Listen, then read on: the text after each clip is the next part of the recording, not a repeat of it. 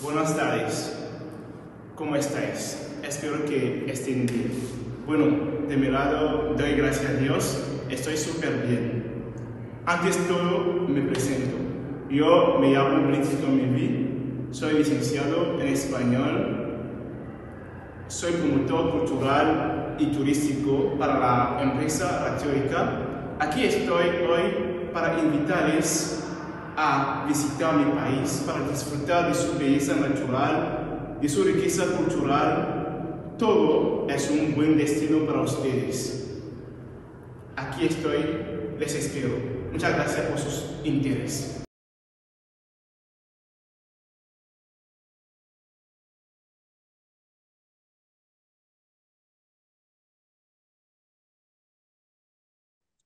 Bienvenidos y bienvenidas nuevamente a otra charla más de la Semana de la Cultura Hispana en Togo. Eh, Ahora voy a leer el texto sobre Ratiodeca y luego Andrés te doy la palabra para comenzar con la charla de hoy. Ratiodeca es una empresa española radicada en Madrid que propone una oferta sociológica basada en conceptos de ciencia, arte y su integración. Es un proyecto sistémico, complejo, que aborda las incertidumbres, bifurcaciones, el poder autopoyético, la otredad, de construcción, el caos creativo. Su estructura se basa en la idea de Stuart Kaufman de la sopa primordial. Con un número suficiente de elementos químicos en condiciones físicas específicas ocurre el nacimiento necesario de la vida. Además, se apoya en las teorías de complejidad de Prigogine y Morin. Ratiodeca invita a intercambiar información con el objetivo de construir redes multidimensionales complejas para que surjan nuevas formas de vida. Las incorporaciones de información al sistema Ratiodeca se realizan desde tres ángulos distintos: el del individuo, que incluye el arte, las emociones, las experiencias personales; el grupo, con los proyectos colectivos, utilizando conceptos sociológicos, antropológicos, instituciones o relaciones interpersonales; y el del sistema envolvente, vida, con la ecología. Ratiodeca trabaja de modo sistémico y considera teorías como la de redes de Latour o Hui, caos y orden, autopoiesis de Maturana o teleonómicas azar de Jacques Monod. Se invita a los participantes a intervenir en el proyecto de distintas maneras, en talleres, clases maestras y o tutorías sobre sus propios trabajos de cine, teatro, fotografía, literatura, poesía, etc., o abriendo una nueva temática o dimensión. Gran parte del trabajo se hace online por el espíritu universal de la empresa y su marca internacional, aunque también se realizan actos presenciales. El método seguido es la apertura de nuevas dimensiones o temas que forman nodos autopoéticos de la multired, cruzando información internodal de manera natural con discusiones, entrevistas o charlas. Los talleres, las tutorías o las clases maestras son impartidos por profesionales con prestigio en sus áreas de conocimiento. Estas no deben nunca estar limitadas, sino abiertas al intercambio. De las interrelaciones generadoras de complejidad, esperamos el surgimiento de emergencias, nuevos modos, nuevas vidas, nuevas formas de entender y definir la realidad, nuevos valores sociales que quizás en el futuro puedan ser semilla de otros paradigmas, las teorías de Kuhn o Lakatos. Se abordan de manera continua temáticas relacionadas con biología, psicología, filosofía, sociología, cultura y arte. Conceptos como bifurcación, vacío, espacio, arquetipo, incertidumbre, azar, danza, límite, dualidad, belleza, tecnología, símbolo, atención, con multitud de autores referentes: Spinoza, Ginás, Damasio, Jung, Deleuze, Nancy, Senet, Nussbaum, Haraway, Levinas, Stengers, Weil, Zambrano, etc. Y manejando valores cercanos como respeto, otredad, cuidado. Con objeto de financiar la empresa, en este 2024 se abrirán líneas de turismo cultural y ecológico, focalizadas en Cuba, Togo y Turquía, en el Egeo, con la danza como hilo conductor. Desde el 8 al 13 de abril, Ratiodeca propone para la Semana Cultural de Togo una serie de charlas presentadas por Andrés Cae Noreña. Serán siete encuentros online preparados por escritores y sociólogos de distintos países de Latinoamérica y Europa. Además, se otorgarán premios a las mejores poesías presentadas en el concurso organizado por la Universidad de Lomé y el Club Cervantes en Togo. La teórica se define como un espacio para experimentar, sin límites, más allá de todas las ideologías. Dicho esto, bienvenidas, bienvenidos a todos de cualquier parte del mundo. Andrés, te doy la palabra. Un cordialísimo saludo. Realmente es una alegría encontrarnos con Matías y presentarlo. En realidad, Matías es el primero de nosotros y de los que han hablado antes que conoce África, que ha vivido en África, que conoce con propiedad. Y la otra cuestión maravillosa es que Matías promete futuro. Matías es un joven danés, noruego, colombiano y de todas partes. Él es un muchacho mundial y nosotros tenemos la ilusión de que hablamos desde el lugar donde estamos situados, donde tenemos las raíces o los pies puestos, pero estamos pensando en el mundo y Matías lo cumple a cabalidad. Matías nos habla desde el norte de Europa, Matías nos habla del Líbano, Matías nos habla de Brasil y Argentina, Matías está en este momento en Sudáfrica y también tiene casa en Manizales. Él es un periodista, él es politólogo, él es políglota, toca piano, mejor dicho, dejémoslo hablar. Muchas gracias, Andrés, por esa introducción tan fantástica como siempre. Las introducciones de Andrés son realmente de otra calidad. Bueno, y muchas gracias por la invitación para dejarme hablar aquí a todo el mundo.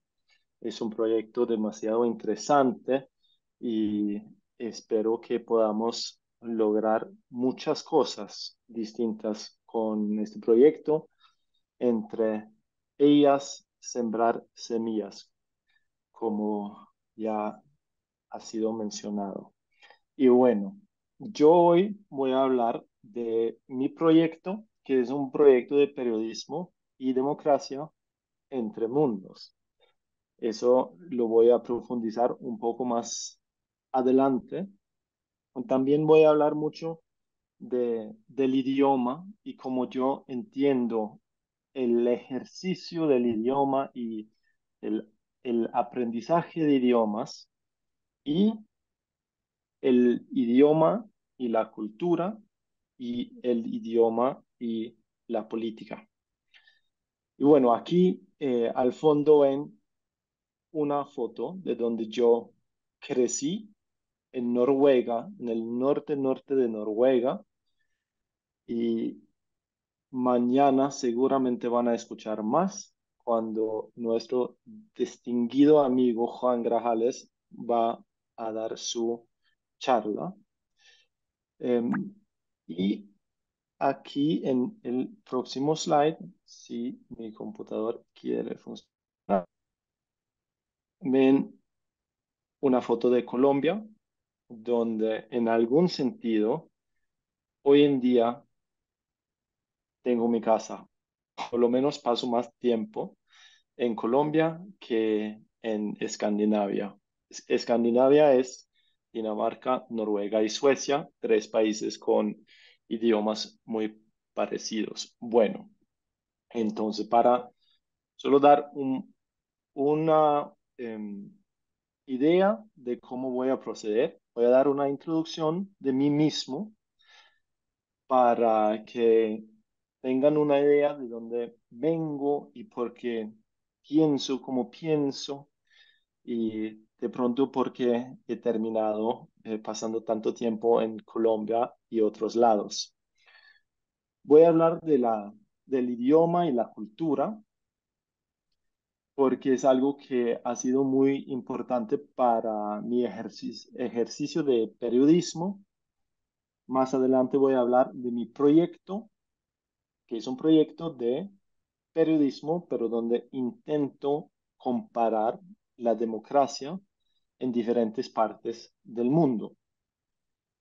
Y Hablaré al final del idioma en la política. Voy a dar algunas reflexiones mías de lo que he visto y aprendido en diferentes partes del mundo, incluso en Senegal, donde estuve hasta hace 3 días.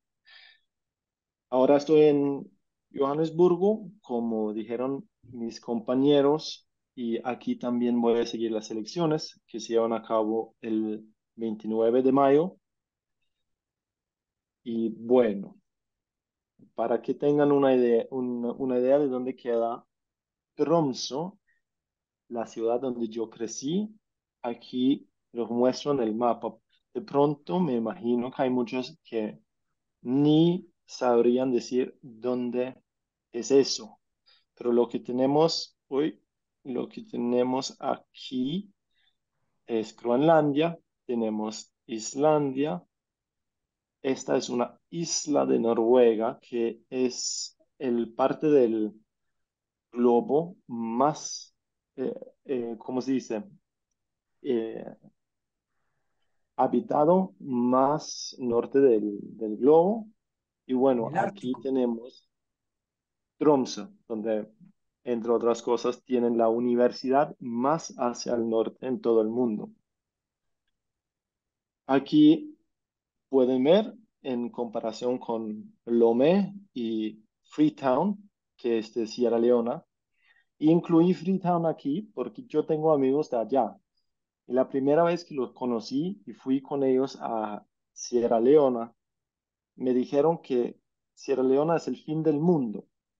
Y yo no entendía cómo Sierra Leona podría ser el fin del mundo, porque queda donde queda, aquí en África. Si Sierra Leona puede ser el fin del mundo, también Senegal o Togo podrían ser el fin del mundo.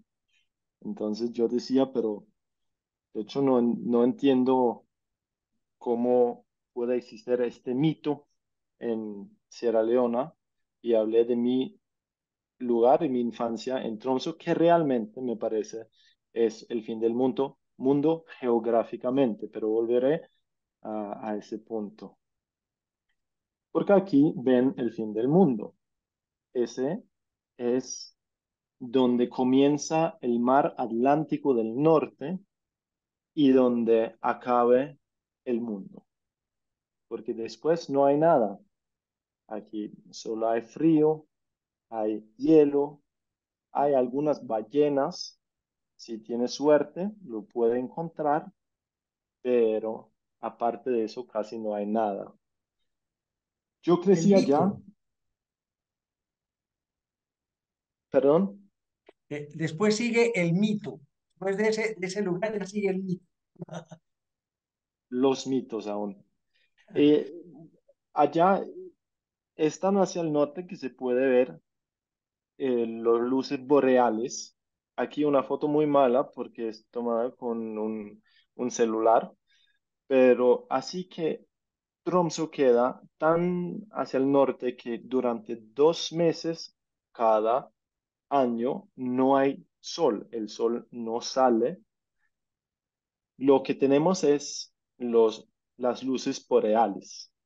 Y en otra ocasión espero mostrar fotos que son aún mejores, pero todas las fotos de esta presentación son tomadas de mí mismo, entonces ya los advierto y pido perdón por la calidad de algunas.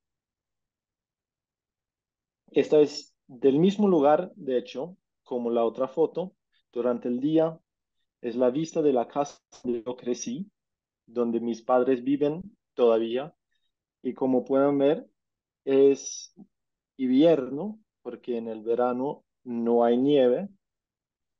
Y de hecho es un día en cual el sol no sale. Entonces aquí en el horizonte vemos que el sol está, pero no logra subir es suficiente para que lo podamos ver.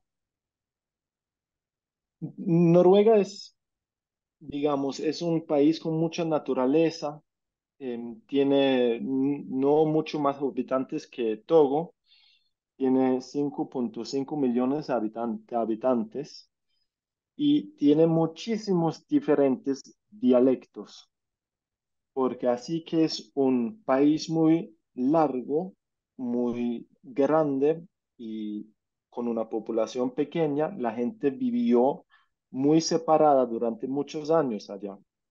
Entonces, hoy en día tenemos en el norte de Noruega nuestras propias palabras, expresiones, ideas de cómo vivir. También voy a hablar un poco más de el idioma y las ideas y cómo el uno afecta al otro. Y bueno, eso es algo que yo pienso que me ha marcado mucho. A eso también volveré, porque crecer en un lugar donde tiene tanto espacio tiene que afectarte en alguna manera, pienso yo. Y al mismo tiempo, mis padres son de Dinamarca, entonces yo siempre crecí con dos idiomas en la casa y además inglés en la escuela.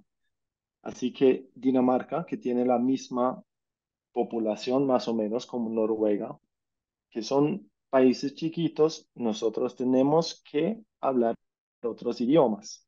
El danés y el noruego es muy parecido, mientras que el inglés parece, pero no lo podemos entender sin aprenderlo. Entonces, desde muy chiquitos comenzamos a aprender inglés en las escuelas.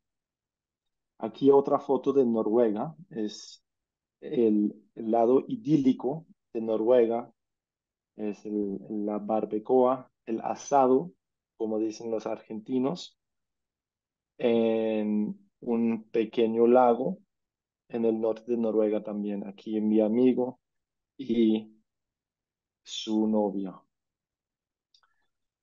Noruega es, Barbacoa, barbacoa es palabra caribe. bueno. Y aquí una foto de construcciones bastante tradicionales de Noruega en la costa. Casi todas las ciudades en la costa tienen construcciones parecidas como estas. Esos son más colorados que normalmente en Noruega, donde no utilizamos suficientemente los colores. Normalmente tenemos demasiado gris y no suficiente eh, de rojo, amarillo y los otros colores. Algo que a mí me extraña porque, como ven aquí, el cielo suele ser gris también. Aparentemente eso ha afectado a la gente allá bastante también. Bueno, yo viví en este mundo hasta que tenía 16 años y volvimos a Dinamarca, que es un mundo distinto. Aunque es parecido, hay diferencias importantes. Por ejemplo, el idioma es un poco distinto. Hay una variedad de árboles mucho más grande porque más diferentes especies de plantas y todo puede crecer allá porque Dinamarca queda más al sur. Aquí vemos Dinamarca es el pequeño país aquí.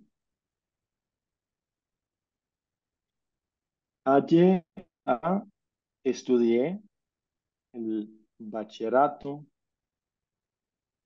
estudié en la universidad, periodismo. Y bueno, aunque tengo padres daneses, fue una experiencia de otra cultura también, porque Dinamarca en muchas maneras tiene sus, como ya dije, sus cosas particulares. Es un país sin montañas, es pequeño, es un país donde casi no hay nieve, entonces para mí fueron bastante distintas las cosas que vi allá. Aquí unas fotos de Dinamarca que no son muy buenos, pero dan una idea de qué plano es el país. Y tenemos muchos animales como estos que exportamos, más que todo puerco. Bueno, unas conclusiones de mi infancia y de dónde vengo, de mis países y la cultura que yo llevo conmigo cuando enfrento el mundo. Noruega y Dinamarca, también Suecia, que es el tercer país escandinavo, son países pequeños y en algún sentido han tenido una historia compartida y son de la misma etnicidad, podríamos decir.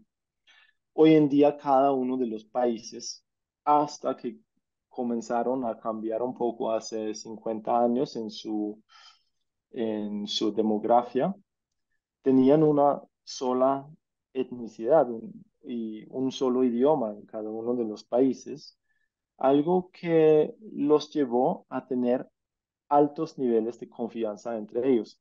Eso no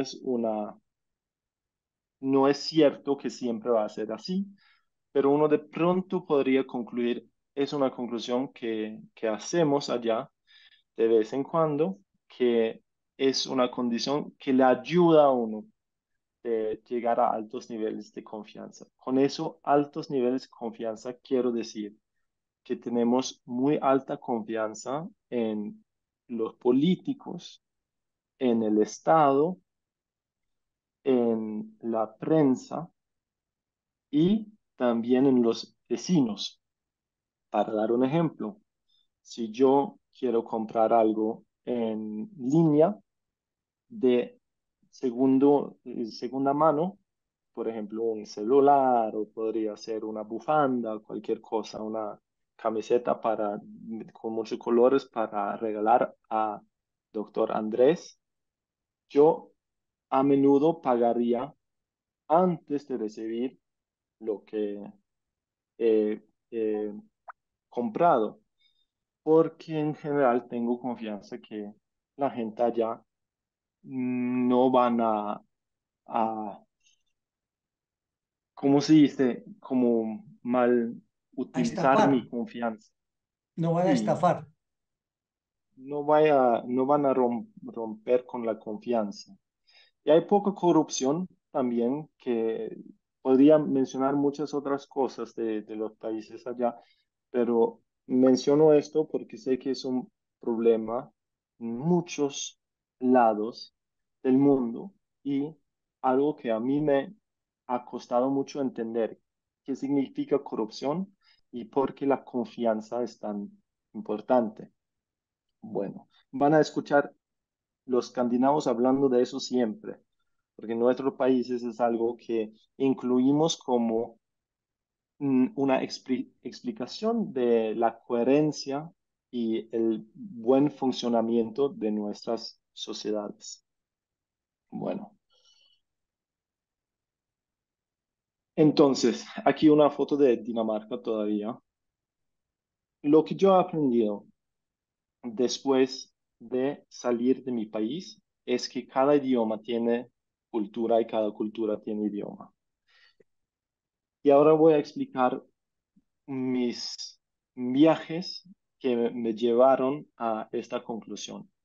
Yo salí de mis estudios hace 6 años o 5 años, puede ser, 6. Trabajé un año en un periódico en Dinamarca y después me fui y desde entonces he vivido en partes, como dijo Andrés. Voy a hablar de algunos de los países donde he vivido y bueno, esta en algún sentido es mi conclusión. Yo hace 5 años fui a Colombia donde conocí a Andrés y trabajé un año en la Universidad de Manizales, donde Andrés se encuentra ahora mismo, aparentemente, y fue donde aprendí el español, que en algún sentido fue mi cuarto idioma, pero también fue el primer idioma que aprendí por mi propia cuenta el primer idioma en cual aprendí otra cultura de cerca. Viví un año en Colombia, ya había estado en Colombia, 2 veces antes había estado en Argentina y en varios otros países en América Latina, pero Colombia fue la primera experiencia donde tenía que vivir bastante tiempo y trabajar bastante tiempo en español. Y eso me ha llevado a tener muchas nuevas ideas de qué significa aprender un idioma, porque de repente aprendí del humor que tienen los colombianos, que es algo que se puede traducir, pero no necesariamente se puede entender con la traducción. Mm, En Colombia hay muchas partes que son muy distintas, es una diversidad inmensa, como vimos en la primera foto, donde se nota que el tono del piel de la gente es muy distinto, y eso tiene que ver con la historia del país, y hoy en día se ve que hay muchas diferencias dentro del país. Aquí estamos en las montañas, donde ven las construcciones que a mí me fascinan bastante. Construyen con bambú, entre otras cosas. Y la diversidad en Colombia se ve tanto en la gente como la naturaleza y el idioma. Entonces, allá también hay muchos acentos distintos, hay muchas expresiones y mucho humor que varía con cada parte del país. Y he tenido la fortuna de tener amigos de varias partes de Colombia. Algo que me ha enseñado, en algún sentido, entender cómo los colombianos piensan de los otros colombianos en el mismo país. Y ahí llegamos a algo que es clave cuando se trata de aprender un idioma, porque una cosa es entender un, un texto, por ejemplo, de política. Yo leo bien en francés, no hablo muy bien francés, leo bien y no tengo problema de entender las informaciones que suelo estudiar. Sin embargo, entender las relaciones que las otras personas tienen con el mismo texto como yo o con las mismas palabras como otras es algo que requiere que uno sabe bien el idioma y las connotaciones que hay con cada palabra. Yo trabajé como traductor mientras que estuve allá, algo que también me llevó a pensar mucho en de dónde viene la cultura y qué relación tiene con el idioma. Y, como se dice, al contrario también. Em, Aquí es otra foto de Colombia y desafortunadamente no tengo tantas fotos porque no podía encontrar ni las fotos de mi cámara, entonces son todas fotos de mi celular casi, pero lo que vemos aquí es un mundo completamente distinto. Eso es un mundo en el Pacífico, es decir, el oeste de Colombia, donde yo tenía una novia de allá y llegué a pensar mucho sobre las dinámicas de las diferentes sociedades dentro de la sociedad de Colombia. Em, sí. Después de haber estado en Colombia, viajé mucho, es decir, en 2020 mm, salí de Colombia y desde entonces he estado en Brasil, en Argentina, en Senegal, en Gambia, en Sierra Leona, pasé unas semanas también en Cuba haciendo periodismo en la mayoría de estos lugares. Y bueno, también intentando aprender los idiomas, que en Brasil hablan portugués y en Senegal hablan francés, aparte de varios otros idiomas como Wolof, Pula, Sere, Fulani, Andinka, etc. Em, lo que muestro aquí son ideas de lo que uno vea de diferentes mundos. Entonces, es para dar una idea de si, si ustedes se pueden imaginar lo que es viajar y lo que es ver cosas que uno no entiende y hay que preguntar, pero ¿por qué es así? Por ejemplo, eso de Brasil y la fascinación por la camisa de fútbol, por la bandera, por lo que es ser patriota, como dice aquí, es algo que no tenemos en Dinamarca. Brasil es un país grande y es muy difícil entender cómo ellos mm, piensan de la política, de la sociedad, porque, bueno, hay muchas narrativas distintas, hay muchos mundos distintos. Aquí vuelvo a la idea de que cuando en Dinamarca, en Noruega, crecimos, hablamos todo el mismo idioma, venimos más o menos de la misma historia, no teníamos muchas ideas distintas de nuestro pasado, mientras que en Brasil todavía es muy contestado el pasado, es decir, no hay un consenso de cómo entender el pasado, que entre otras cosas, solo hace 40 años tenían una dictadura militar. Entonces fui a varios lados, aquí vamos a ver Senegal también, y en algún momento comencé a hacer periodismo y lo que me fascinaba era, o todavía es, ver estos mundos distintos. Y espero que puedan ver estas fotos que en algún sentido muestra lo que estoy hablando. Aquí lo que vemos es una casa común y corriente eh, en San Luis, en Senegal. Y allá tienen un mundo que, bueno, para mí era desconocido. Están cocinando con leña, están haciendo más o menos todo aquí. Eso es el centro bueno, la casa. Y hay varios que duermen afuera también, algo que es un problema en Senegal con la malaria, puede ser en Togo también.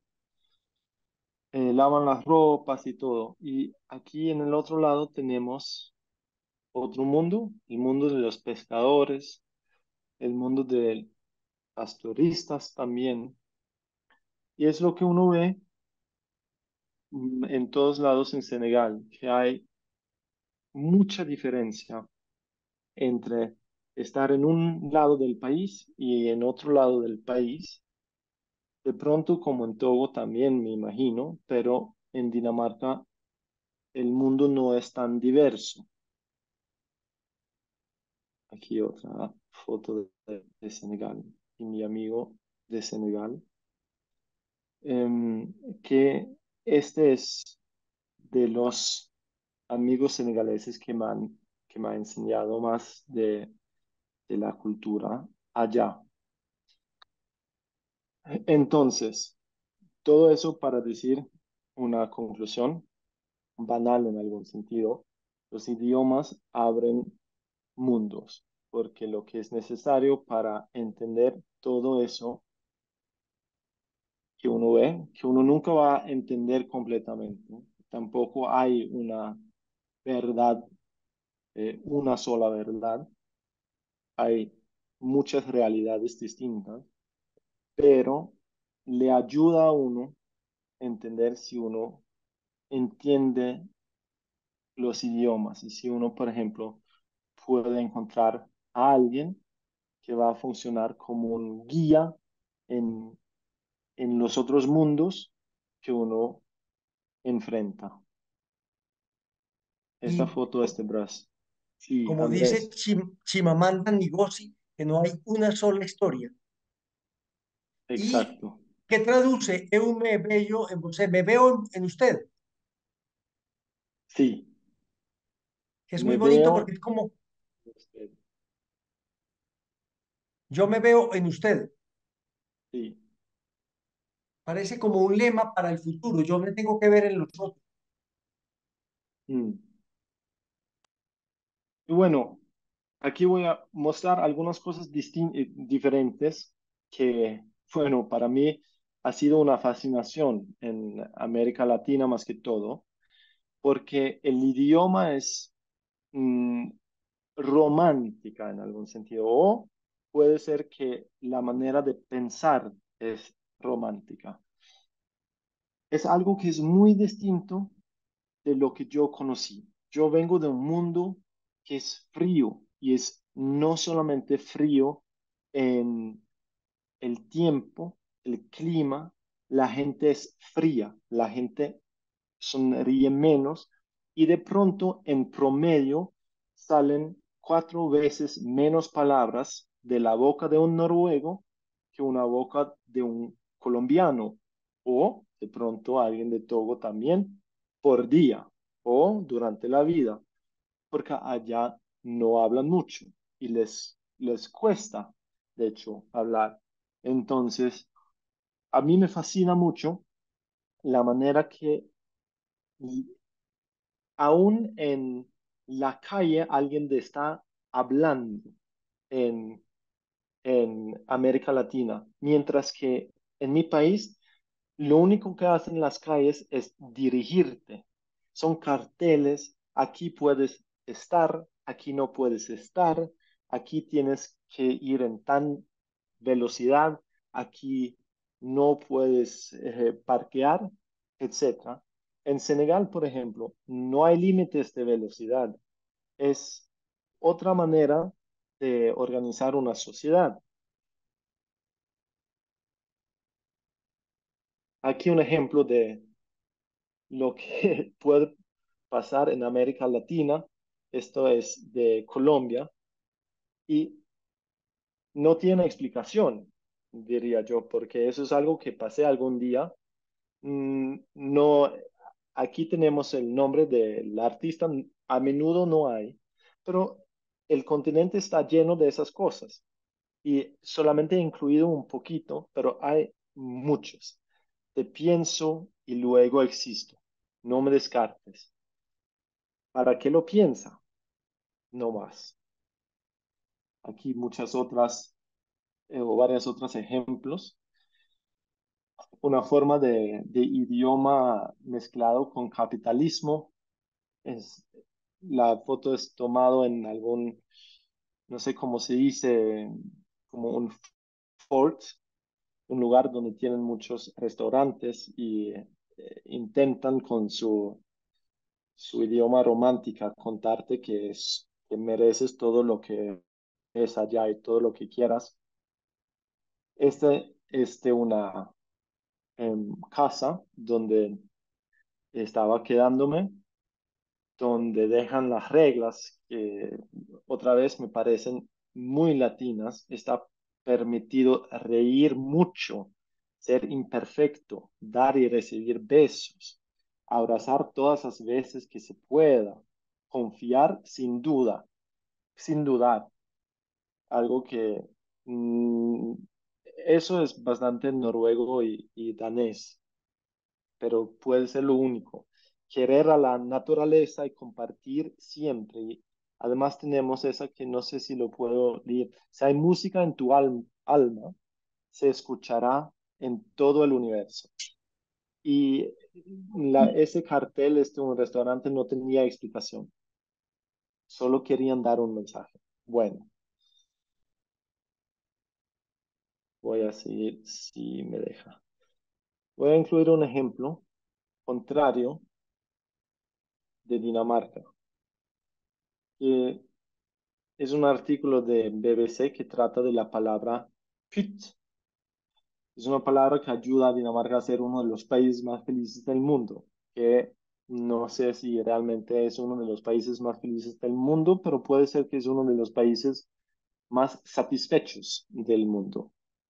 Pero pyt es una palabra interesante, es algo que hablamos mucho de lo mismo en las noticias en Dinamarca, de cómo enseñar a los niños decir pyt. La idea es que tiene que llegar a entender que no todo importa. Algunas veces la vida es injusta, diga pyt y siga con la vida.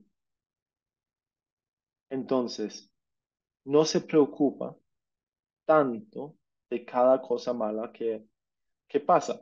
En todas las culturas existen la misma idea, pero no todas las culturas tienen la palabra. Y aquí llegamos a la hipótesis de Sapir-Whorf, que el idioma determina o al menos influye cómo pensamos.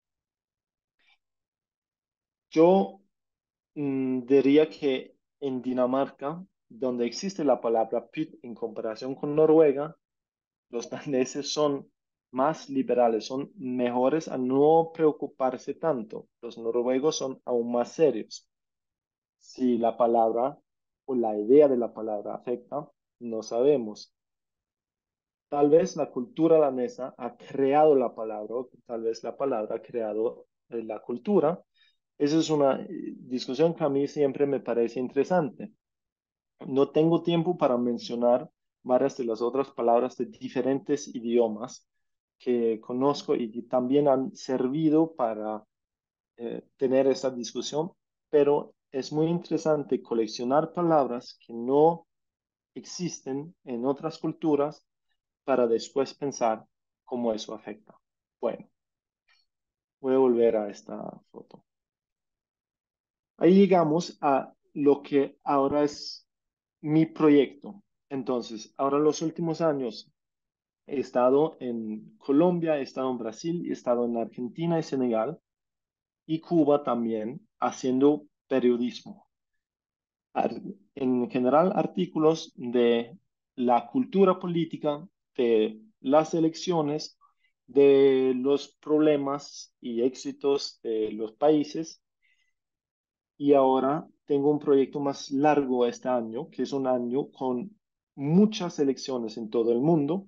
Hay elecciones en, ¿cómo se dice? 4 billones de personas deben ir a votar este año en elecciones locales, nacionales o regionales. Y por lo tanto, yo quisiera estar presente en varios lados para entender, pero ¿cuáles son las diferencias que hay? Si nos enfocamos en una palabra como la democracia, ¿cómo la entendemos como idea y como práctica?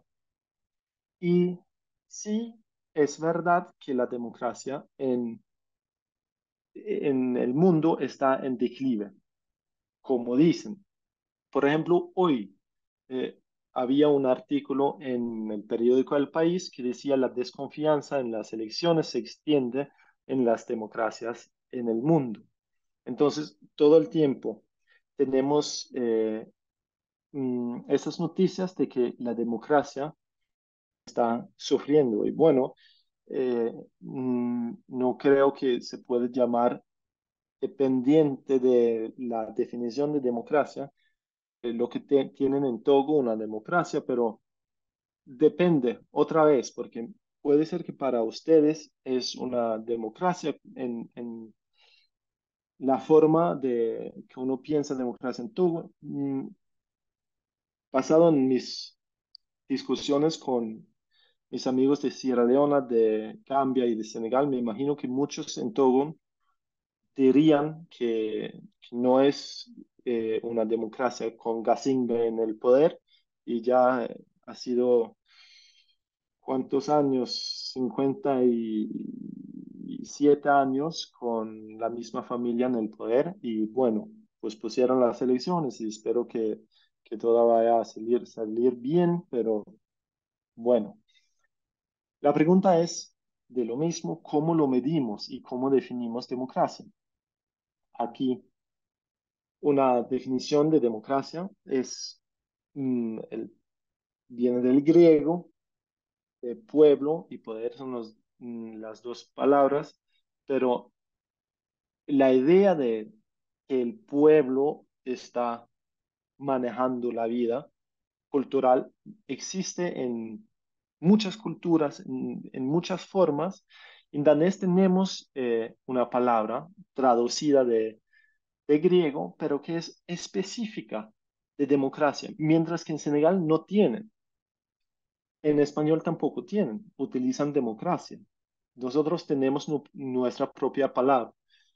Lo voy a dejar esto con ustedes para pensar, pero si eso afecta, porque y doy un ejemplo chiquito que me contó una amiga que ha trabajado mucho en Malí. Ella tiene otra amiga que quería explicar la palabra democracia a su padre. Su padre ya tenía 70 años cuando iba a explicar democracia y duró todo un día y no logró entender qué significa democracia. Entonces tenía que buscar palabras que eran mucho más locales para dar la idea, aunque parece simple que el pueblo controla, pero ¿qué significa? En práctica es otra cosa. Por eso dije que, bueno, en Togo, donde sí tienen elecciones, donde sí tienen las instituciones democráticas, ¿es una democracia realmente o no? En eso estoy intentando eh, investigar. Andrés, no escucho. Me parece un camino, una metodología muy práctica, muy pertinente y muy buena, porque fíjate que tendríamos que tomar palabra por palabra, o sea, democracia no es igual a una familia, democracia no es igual a una tribu, a una comunidad, democracia es algo completamente moderno y que, por ejemplo, enfrenta las culturas. Entonces, bien interesante para Colombia, interesante para Cuba, para los países de África. Me parece que ahí tienes un campo para investigar impresionante, porque lo otro es hablar de la crisis de la democracia. Por ejemplo, desde Europa están hablando mucho de crisis de Estado y de crisis de democracia. Y nosotros, ojalá tuviéramos algo de democracia, no importa que esté en crisis. Te dejo. Listo.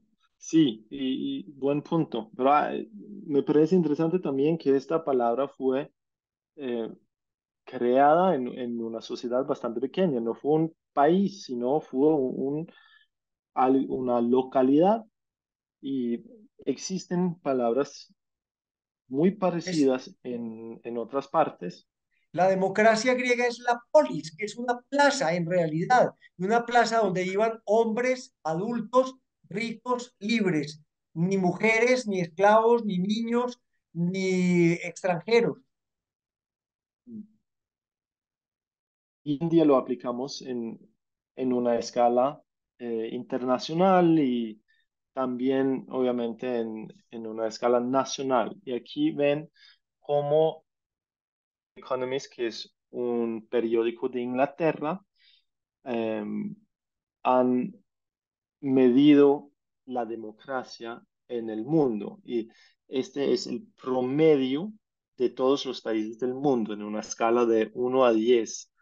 Y ellos tienen su propia definición de democracia, incluyen varias variables, tiene que ver con libertad de prensa, tiene que ver con si las elecciones son libres y justos, tiene que ver con los servicios que uno recibe, etcétera. Son basados en derechos y varias otras ideas qué significa democracia y preguntan a expertos en cada lado, según estos medidos, ¿ustedes qué dirían de su propia democracia?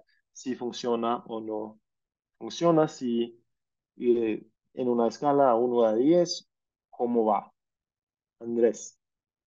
Y otros temas que se desprenden de ahí que son importantísimos y que tú los manejas muy bien es el asunto de creación de riqueza, de dónde viene la riqueza, cómo está distribuida la riqueza. Y la otra cuestión es que, por ejemplo, nosotros tenemos países pobres en América Latina en África que al mismo tiempo producen enorme cantidad de riqueza o que tienen riqueza concentrada, que es, por ejemplo, una diferencia muy grande con los países nórdicos, donde puede haber muchas personas que tienen un nivel de vida alto, pero muy parejo. Pero esos son temas que quedan abiertos, claro.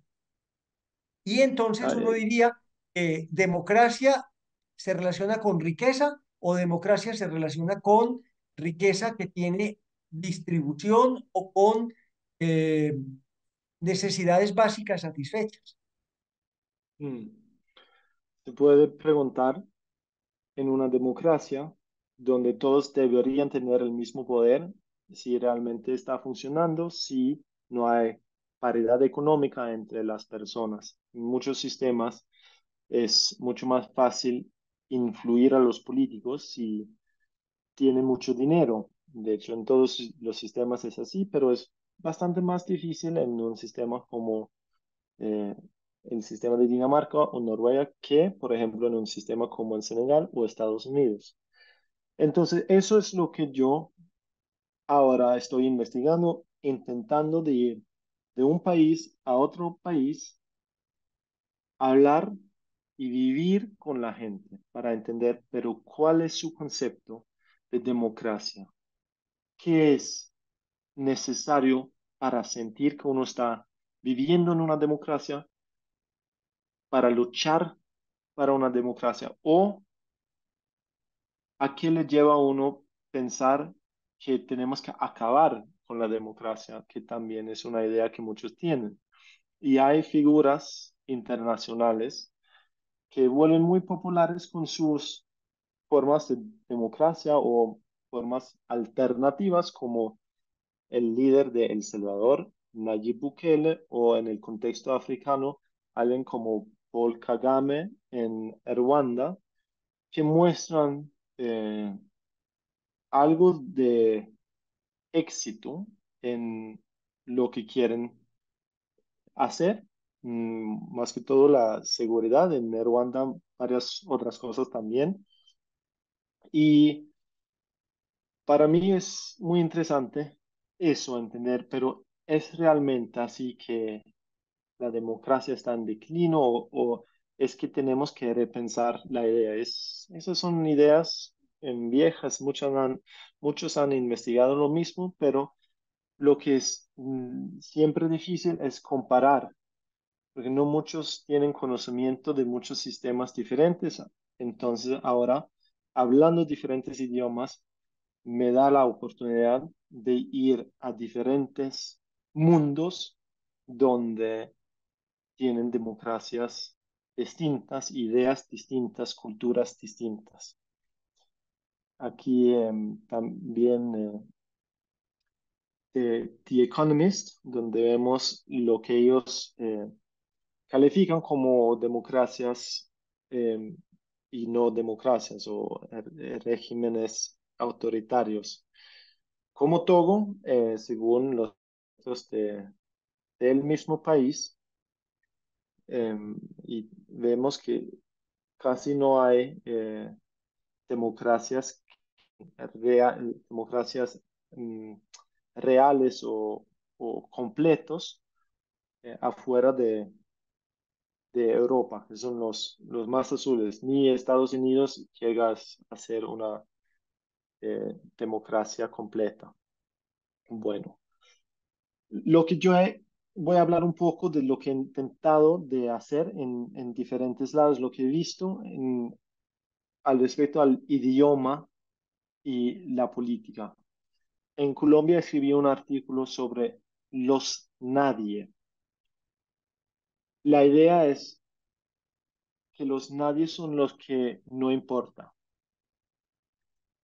Esta foto la tomé yo en un pequeño pueblo en Santa Cecilia, en el oeste de Colombia, en la selva colombiana casi, donde muchos de los nativos se habían desplazado debido a amenazas por la guerrilla que opera en esa área también. Se llaman los nadie y hay muchos otros grupos en Colombia que se llama a sí mismo los nadie después que los políticos comenzaron a utilizar esta palabra porque se sienten, ¿cómo se dice eso? Se sienten no incluidos en la sociedad. Y para dar un ejemplo, en Colombia nunca ha habido un ministro de, de los Etnia, pueblos nativos, indígenas. indígenas. Entonces hay razones. Ha habido senadores, pero no ministros. Sí. Entonces, y esa es una construcción otra vez del idioma que no se puede traducir a danés, no se puede decir los nadie. Entonces yo tenía un problema con la traducción cuando tenía que hacer este artículo porque tenía que traducir la idea, no se puede decir, no se puede dar una traducción exacta. En inglés podría ser de no one's, eh, pero no tiene la misma connotación como en español. Entonces, yo llegué a llamar el artículo Los que no importa. Y fue un ejercicio interesante de aprender de la sociedad colombiana y cómo se ve a sí mismo y cómo algunas partes de la sociedad piensa de su papel en la democracia. Entonces, obviamente, eso es una dimensión que yo voy a incluir en mi proyecto como una dimensión que uno puede llamar una amenaza a la democracia colombiana, que tiene una parte grande de la población que no se siente incluido en el poder. En Brasil había un caso completamente distinto. Ellos que son mm, de la derecha en Brasil y del presidente o anterior presidente Jair Bolsonaro se llamaron patriotas.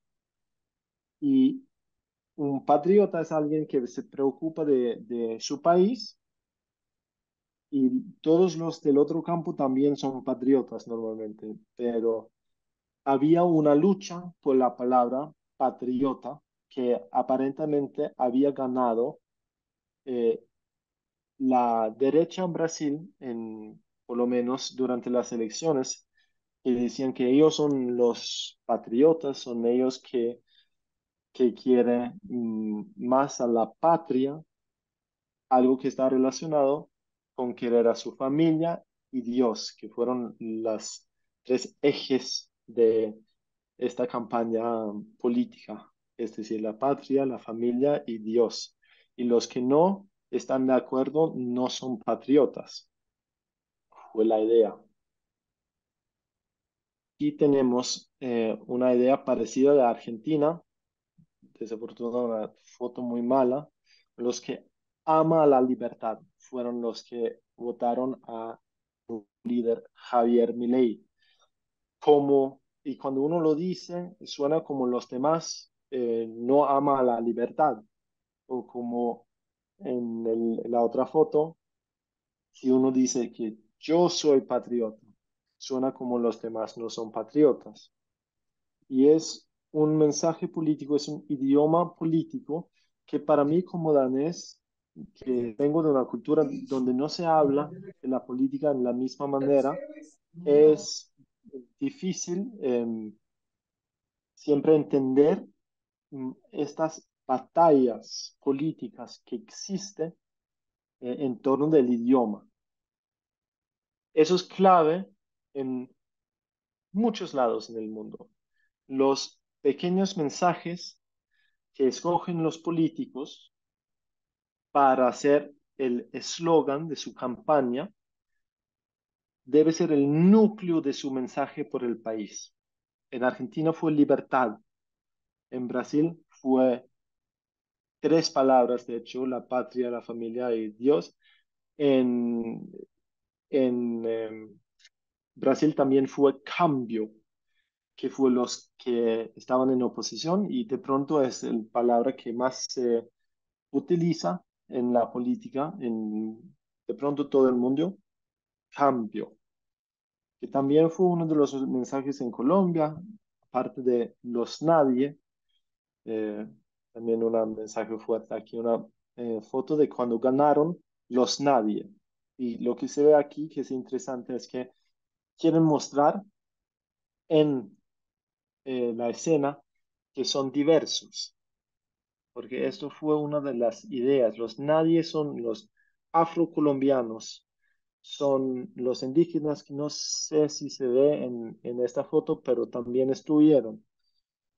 Son todos los colombianos que deben estar en el poder y es lo que quería mostrar la campaña. Mm, y aquí tenemos una foto de Lula y no me acuerdo si se ve en los mensajes aquí, pero después hay una foto que lo muestra aquí. Em, otra vez, aquí tenemos a Argentina y dice Kirchnerismo, que es una referencia a la coalición que ya estaba en el poder y lo vemos como muy gris, un mundo muy eh, difícil, digamos, o libertad. ¿Qué escoge? ¿Quiere kirchnerismo o quiere libertad? Como si esos fueran las dos opciones. En Brasil tenían otro mensaje aquí que es la lealtad encima de todo. Es un mensaje muy interesante. No creo que tengo tiempo para hablar mucho más. Andrés, ¿la hora qué es? Son en este momento las 12. Me parece importante que de pronto hiciéramos una retroalimentación. Lo que pasa es que el tema tuyo se abre y va a ser maravilloso porque de aquí van a tener que salir otras propuestas con toda seguridad, porque la primera parte que era tu formación y los mundos donde has vivido y las lenguas y la importancia de las lenguas y luego lo de la democracia son puertas abiertas inmensas. Me gustaría mucho si de pronto Augusto y Yo tengo preguntas, ¿eh? Evelyn quieren Espera, participar y que hacerle alguna pregunta. Sí. estoy a las conclusiones. Es Bien, el bien, último muy bien. slide Ah, aquí. bueno. Y bueno, el último mensaje que vemos aquí también es un mensaje bastante latino, diría yo, que Lula, que fue el otro candidato, sin miedo de ser feliz. Es decir, si no tiene miedo de ser feliz, debe votar en Lula. Bueno, entonces, tres conclusiones muy eh, banales en algún sentido, pero también profundas. Que cada idioma tiene culturas y cada cultura tiene idiomas. Y puse el S porque obviamente, como vemos en Colombia, como vemos en Brasil, como vemos en cualquier lado, de hecho, en Noruega también, cada idioma tiene varias culturas dentro de sí. Hay muchas maneras de manejar el idioma y por lo tanto es muy difícil llegar a entender un idioma perfecto. Yo diría que es imposible porque requiere que usted entiende a todas las connotaciones que tiene cada palabra para cada grupo y a eso nunca vamos a llegar ninguno, pero lo que podemos llegar a entender es mm, podemos llegar a entender mucho más sobre lo que define el idioma si de hecho lo estudiamos y lo entendemos. Entonces los idiomas abren mundos. Y el último es hablar distintos idiomas ha sido para mí como tener varias vidas culturales, porque con mis amigos de Senegal soy una persona que parece a la misma persona como soy cuando hablo español, pero mis expresiones son distintas. em, Mi forma de hablar, mis chistes, las palabras que tenemos en común, mm, las conversaciones se afectan.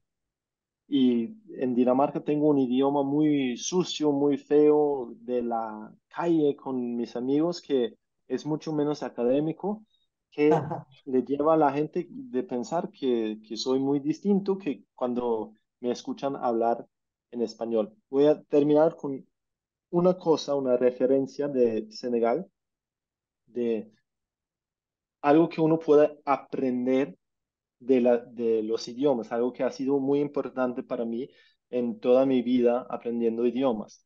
Que en Dinamarca Perdón, hablamos, Matías, quiero que les mm, cuentes a los oyentes cuáles lenguas se hablan en tu casa. Un detalle muy en, importante. De tu familia, tus padres y tus ah, hermanos. listo.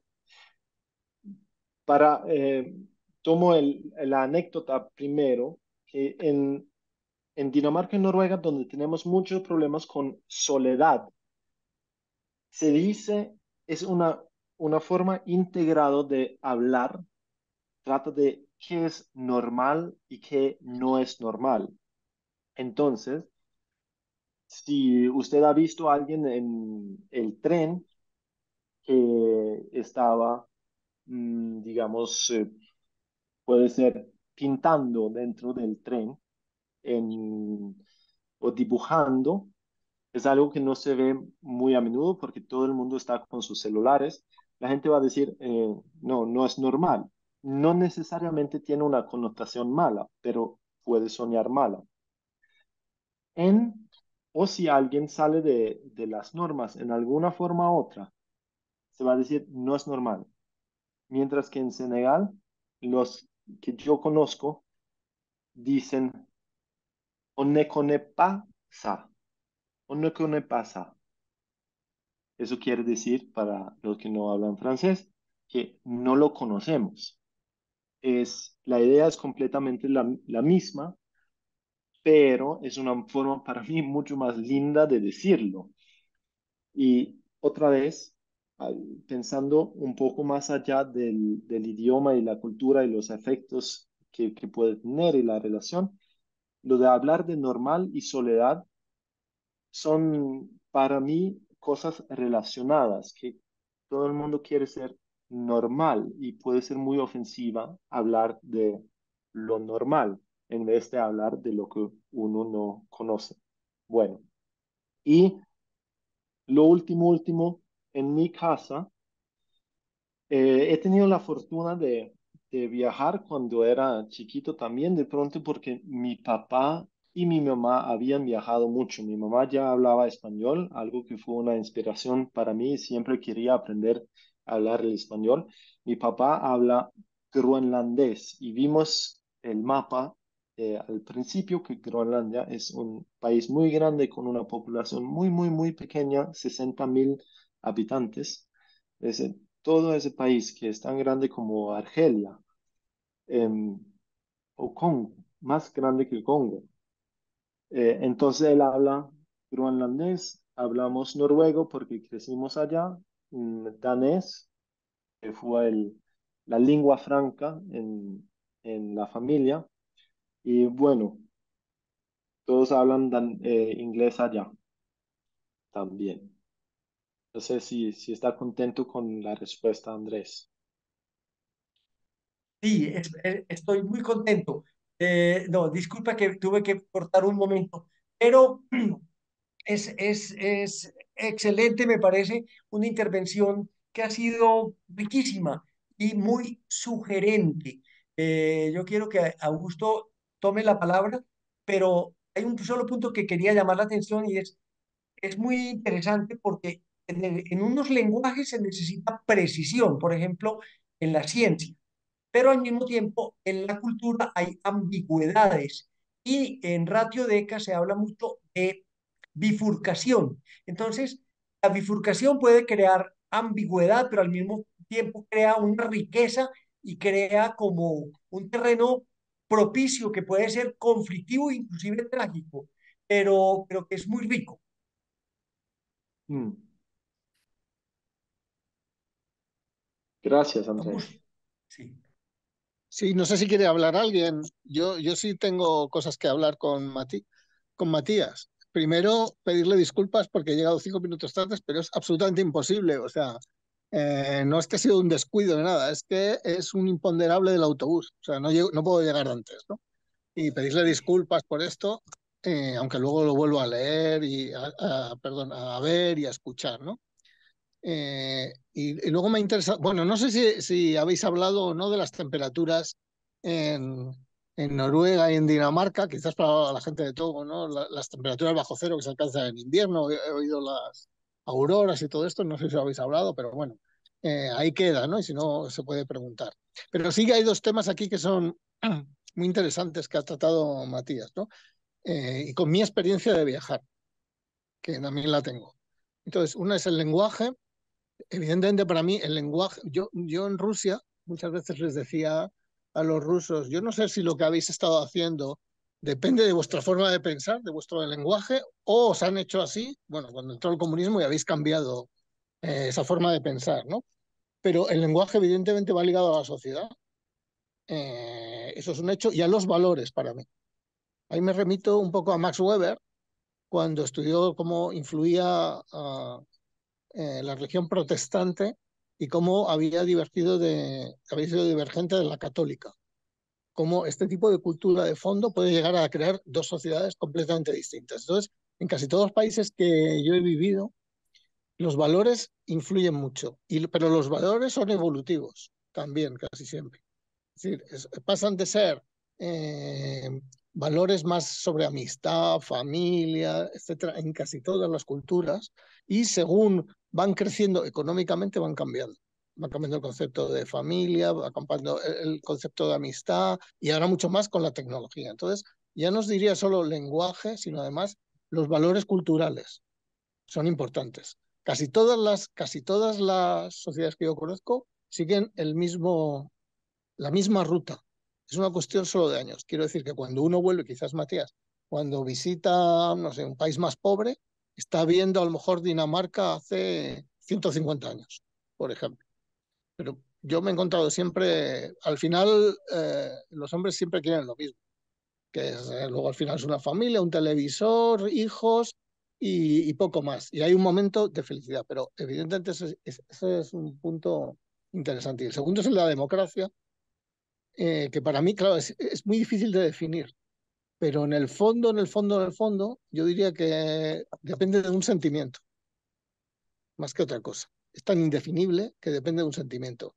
Claro, yo diría, a lo mejor estamos equivocados desde el punto de vista nuestro, siempre es eurocéntrico, y a lo mejor la democracia es solo una parte en la evolución de la sociedad. Es decir, no sabemos si la democracia se va a mantener, si no se va a mantener. Y per se yo creo que la democracia tiene, lo cual no significa que yo defienda el autoritarismo, por supuesto, ¿no? Pero si se lee, por ejemplo, a Judith Sackler o a Ulrich Beck, yo que sé, al mismo Max Weber o a Zizek, pues la democracia lleva implícito una serie de problemas. Por ejemplo, de la corrupción, Zizek dice que es imposible evitar la corrupción en una democracia, ¿no? O Shackles, que siempre habla de la sociedad del miedo, cómo de alguna forma las instituciones van cayendo por los poderes. Entonces, también tenemos un poco, yo creo que confundimos mucho también lo que es la democracia con la democracia liberal y con el capitalismo. Con lo cual yo creo que sí hay alternativas a otras formas de democracia que quizás nosotros no podamos distinguir, ¿no?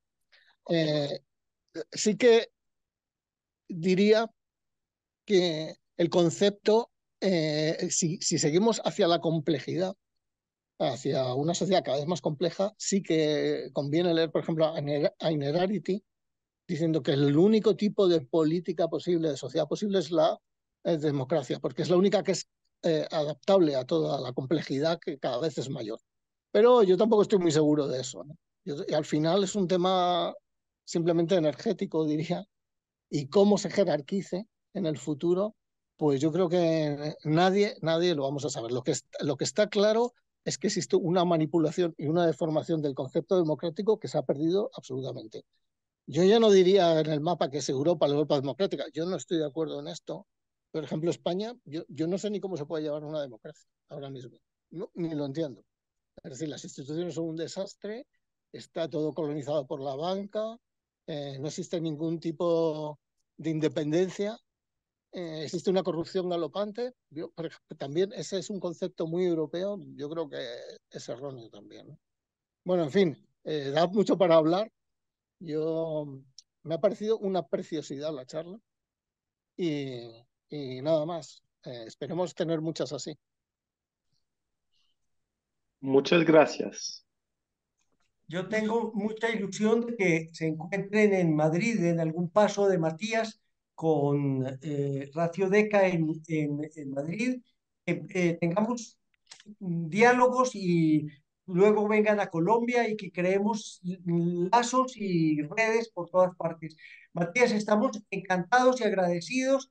Me parece que tiene mucha riqueza, es muy fértil en la exposición tuya. Es una maravilla, te agradecemos enormemente. Muchas gracias, Andrés. Si alguien querrá hablar más, Andrés, no sé. ¿Alguien Si quiere...? alguien Sí, tiene yo para... quería Ah, hacer una pregunta, pero bueno, como estamos un poco cortos de tiempo, pero si tienes tiempo, Matías, también Sí, podemos. Yo sí, claro, yo tengo tiempo. Vale. Pues mi pregunta es más relacionada con tu experiencia personal al enfrentarte a estas diferentes culturas y también un poco me pregunto de dónde surge ese primer impulso, esa primera decisión, si hay como algún hecho en tu vida, algún referente, algo de una persona, un texto de alguien o algo que haya marcado, que te haya marcado, que te haya a ti plantearte esta idea de ir hacia lo desconocido, porque me parece también un acto de generosidad muy grande el aprender idiomas, el ir a conocer lo diferente. Entonces, como que sí me planteo mucho qué tiene que haber pasado contigo para que hayas tomado esta decisión y este impulso que te ha llevado hasta donde estás ahora, también con tu proyecto sobre la democracia y los pueblos. Y bueno, muchas gracias por la pregunta. Eh, bueno, en algún sentido, la presentación, en la presentación intentaba dar las respuestas que tengo, porque no, yo realmente no tengo la respuesta. Eh, lo que, lo que pienso es que mis padres ya habían vivido en diferentes lugares y hablaron diferentes idiomas. Entonces eso seguramente me ha afectado y me llevaron a diferentes lados. Había estado en Australia, había estado en Estados Unidos, había estado en Cuba antes de salir del bachillerato. Entonces había conocido varias partes de otros continentes y más dentro de Europa, obviamente. Y yo creo que habían unas experiencias a lo largo de la vida que me marcaron en el sentido de que quedaron como ideas puede ser de cómo afectar algo en el mundo o cómo obtener reconocimiento por quién eres tú o cómo vivir una vida interesante, cómo tener muchas memorias. Entonces depende cómo uno lo analiza. Bueno, hay muchos que han intentado caracterizar el ser humano. Algunos van a decir que necesita propósito, otros dicen que necesita reconocimiento, etc. Y creo que yo he visto, yo tengo una como un recuerdo de cuando estuve en Estados Unidos, tenía 10 años, estuve en Canadá también y mi padre había visitado a un familiar que cumplió 100 años y hablaba 7 idiomas. Y yo no me acuerdo de nada aparte de eso, que hablaba 7 idiomas y me pareció tan impresionante que hablaba 7 idiomas que yo también quería hablar 7 idiomas. Y eso no sé por qué quedó y no sé si tenía un efecto más adelante, pero fue una de las cosas bueno, recordaba del viaje, una de las pocas cosas, bueno, aquí estoy aprendiendo diferentes idiomas. Y bueno, después cuando tenía mis estudios y todo, cada uno tenemos ideas de cómo el mundo debería ser, creo, y tenemos todos nuestra propia ética, ideas de cómo vivir la vida. Y Augusto habló también de los valores que suelen ser al final del día parecidos en diferentes culturas. No sé si estoy completamente de acuerdo, solamente no es, creo que hay se superponen mucho las culturas. Sin embargo, las culturas están cambiando también y se ve, por ejemplo, que la gente tiene menos hijos que antes y la idea de una vida buena, aunque yo apoyo la idea de que felicidad lo va a obtener con niños y con propósito y con una vida sólida familiar. Eh, bueno, pero se ve que está cambiando. Y después de haber vivido en, en varios lados, salí cuando tenía 20 años a América Latina y hice un recorrido de 3 meses y casi no aprendí nada de español, entonces tenía que volver, pero aprendí o vi muchas cosas que nunca había visto antes, que no entendí. Y quería volver. Y en algún sentido viajar es como leer un libro, ¿no? Que va a hacer a volver más y más consciente de lo que no entiendes. Entonces, ahora me siento más confundido que antes, pero también me siento como estoy aprendiendo más al mismo tiempo. Y es bastante raro. Y por ahora puedo decir que al propósito de mi proyecto trata de democracia, pero democracia es una palabra que hay que utilizar para obtener becas también. Entonces hay una idea un Mm. poco eh, comercial detrás de escribir de la democracia. Lo que a mí me fascina es la cultura o cultura política. Me interesa explicar a los de mi parte del mundo lo que significa corrupción, pobreza, representación y temas que afectan mucho a cómo la gente vive su vida y cómo piensa de la vida. Y eso puedo hacer a través de escribir sobre la democracia también, pero quisiera contar muchas historias que no voy a incluir en este proyecto que debe terminar como un libro. Eh, en otro libro quisiera incluir varias de las historias que no tienen una relación directa con la democracia y bueno, entonces, para terminar, hay, hay tres cosas que suelo decir que para mí son importantes para explicar por qué estoy haciendo lo que estoy haciendo. Uno es el interés, que me interesa, que me siento bien haciéndolo. Dos es que me siento como tiene un propósito, que es importante, está como eh, yo, está en mi ética en algún sentido. Me siento como estoy haciendo algo que puede eh, ser solidario en la manera que yo pienso que uno debería ayudar, ¿sí? O ayudar, o bueno, compartir, o bueno. Y lo último es que también tiene una razón como más, ¿cómo se dice en español? Del trabajo, como a largo plazo. Si yo quiero trabajar con cosas internacionales, si yo quiero tener un trabajo más o menos estable y bueno, haciendo lo que yo quiero, me parece una buena inversión hacer lo que yo quiero también. Entonces hay una parte de interés, hay una parte más estratégica y hay una parte más altruista. Gracias. Matías, estamos inmensamente agradecidos. Creo que todos quedamos con deseo de seguir conversando. Evelyn y Augusto, qué bueno que se abren estas nuevas puertas. Van a tener que conversar con Matías directamente y yo les paso el contacto y ustedes verán cómo lo consiguen, porque él es un hombre de mundo. Matías, un abrazo y muchas gracias, muchas felicidades. Muchas gracias, Muchas, Andrés, y a todos que han muchas. escuchado. Ha sido un placer escucharte y encontrarte. Así que estaremos juntos mucho tiempo y discutiremos mucho. Son Nos puertas vamos, abiertas para cuando quieras. nos vamos a ver en Muchas Colombia gracias. primero y después en otras partes del mundo. Estupendo, estupendo. Chao. Gracias por Gracias Bueno, todo. por Muy chao. amable todo. a ti. Y Chao. saludos a Togo también, cuando nos vean. Sí. Saludes a todos. Chao. Chao.